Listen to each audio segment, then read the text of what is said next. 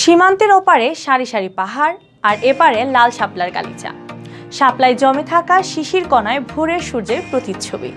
নীল আকাশে উড়ুউড়ি বা শাপলার আড়ালে বিলের পানিতে অতিথি পাখিদের জলখেলি। শিল্পীর তুলিতে আঁকা এমন ছবির দৃশ্যের বাস্তব দেখা মিলে সিলেটের জৈন্তাপুর উপজেলার সীমান্তবর্তী লাল শাপলার বিলে। দর্শক, এই অপরূপ সৌন্দর্য আপনাদেরকে দেখাতে ট্রাভেল ভিউ টিম গিয়েছিল লাল শাপলা বিলে।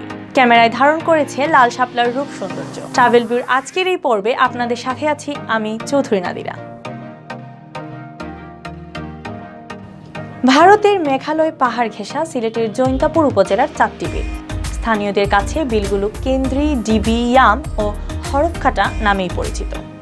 গেল 5-6 বছরে পর্যটকদের কাছে এই বিলগুলো পরিচিতি লাভ করেছে লাল শাপলার বিল নামে। জৈন্তাপুরের ডিবির হাওর এলাকায় দাঁড়িয়ে যেদিকে চোখ যায় শুধু লাল শাপলা। প্রায় 400 একর বিলের জলে লাল শাপলার আচ্ছাদন হাতছানি দিয়ে ডাকে পর্যটকদের। শীতের শিশির ভেজা সকালে সোনালি রোদ্দুর বিলের লাল শাপলাকে করে তুলে আরও মোহনীয়। আর সাথে তো রয়েছেই পরিযায়ী পাখিদের কলকাকলি। পূর্ব আকাশে উঁকি মারার পর থেকে সূর্যের তাপ তাতিয়ে ওঠার আগ পর্যন্ত ডিবির হাওরের লাল শাপলা যেন ডাগর ডাগর চোখে তাকিয়ে থাকে পর্যটকদের পানে। শীতের স্নিগ্ধ সকালে লাল শাপলার রাজ্যে আসলে যে কোনো কারোরই মন ভালো হয়ে যাবে।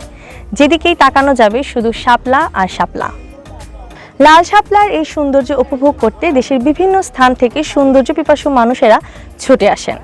আপনিও চাইলে আসতে পারেন জৈন্তাপুরের ডিবি কেন্দ্রি এই হাওরে, উপভোগ করতে পারেন এই লাল শাপলার রাজ্যের সৌন্দর্য।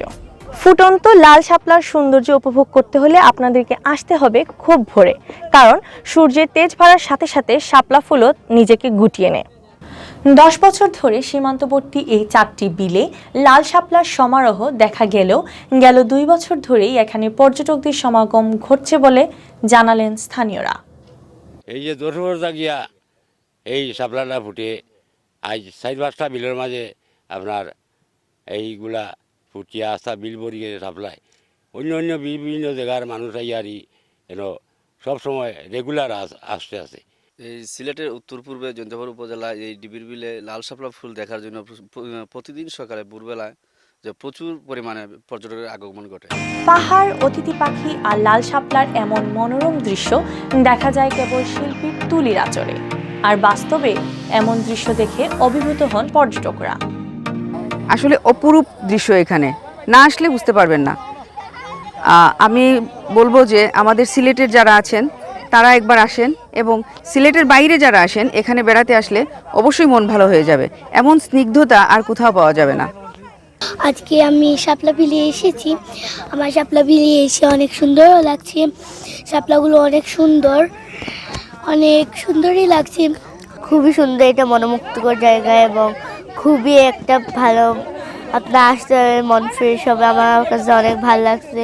প্রকৃতির সৌন্দর্য ঘেরা, পাহাড় ঘেরা, মাঝখানে পানি আর প্রচন্ড শাপলা, খুবই ভালো লাগতেছে। ফ্যামিলি নিয়ে একটা সময় কাটানো খুব সুন্দর জায়গা।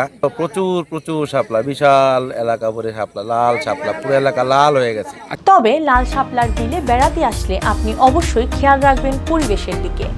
বিলের পানিতে কোনোভাবেই ফেলা যাবে না পানির প্লাস্টিকের বোতল, চানাচুর, চিপসের খালি প্যাকেট বা পরিবেশের জন্য ক্ষতিকর কোনো কিছু। পর্যটন সমৃদ্ধ সিলেটের নতুন সংযোজন এ লাল শাপলার বিল। নজর কাড়া এই বিলগুলো সিলেটের পর্যটন বিকাশে আরো সহায়তা করবে। তাই শাপলা তুলে সৌন্দর্য নষ্ট করা যাবে না প্রকৃতির এই সৌন্দর্যের।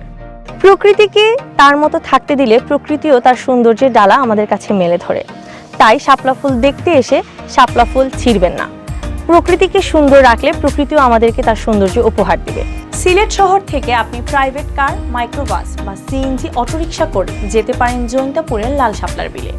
সিলেট শহর থেকে এই পর্যটন কেন্দ্রের দূরত্ব প্রায় 43 কিলোমিটার। চাইলে বাসেও যেতে পারেন, তবে ভোরে আপনি বাস নাও পেতে পারেন। যে ধরনের জানি আপনি যান না কেন, সিলেট তামাবিল রোড ধরে আপনি চলে যান জৈন্তাপুর উপজেলা সদরে। সেখান থেকে সোজা একটু সামনে এগুলেই হাতের ডান দিকে নেমে গেছে গ্রামীণ মেঠোপথ। রাস্তার মোড়ে লাল শাপলার বিলের একটি সাইনবোর্ডও লাগানো আছে। এই মেঠোপথ ধরে কিছু দূর এগুলেই এ প্রান্তে লাল শাপলার বিল আর ওই প্রান্তে ভারতের মেঘালয় পাহাড়। আপনারা এতক্ষণ দেখছিলেন লতিফ হলিডেজ ও আমার সিলেটের সৌজন্যে ট্রাভেল বইয়ের আজকের এই পর্বটি। পরবর্তী পর্বে আমরা আপনাদেরকে নিয়ে যাব প্রকৃতির আরও কোনো সৌন্দর্যের কাছে। ততক্ষণ পর্যন্ত সবাই ভালো থাকুন, সাথে থাকার জন্য ধন্যবাদ।